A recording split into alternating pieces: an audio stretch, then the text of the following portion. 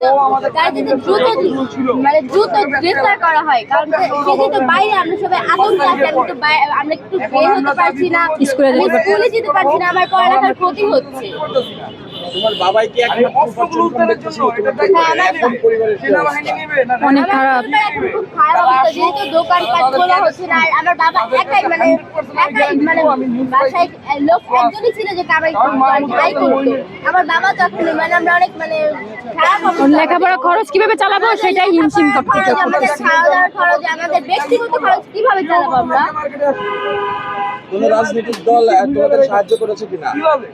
রাজনৈতিক কোন দল আমাদের সাহায্য করে না। আমরা দেখেছি যে বিএনপি আপনাদের টাকা দিয়েছে। ওই যে আপনার কাচ্চিরা পয়সা ওই পর্যন্তই, ওইটাই সাহায্য করছে। আর ওইটা আমাদের ডেকে নিয়ে একবার ফোনও জিজ্ঞাসা করে নাই যে কেমন আছি, যে আমরা কেমন আছি, বাইরে আছি না মরে গেছি, তাও জিজ্ঞেস করে। আমরা ভালো আছি না, খাইছি না, কিচ্ছু জিজ্ঞেস করে। ওই যে সোশ্যাল মিডিয়া বাইরে হওয়ার জন্য নিজের যে দলটা তাকে একটু সাপোর্ট দেওয়ার জন্য এই কাহিনীটা করা হয়েছে।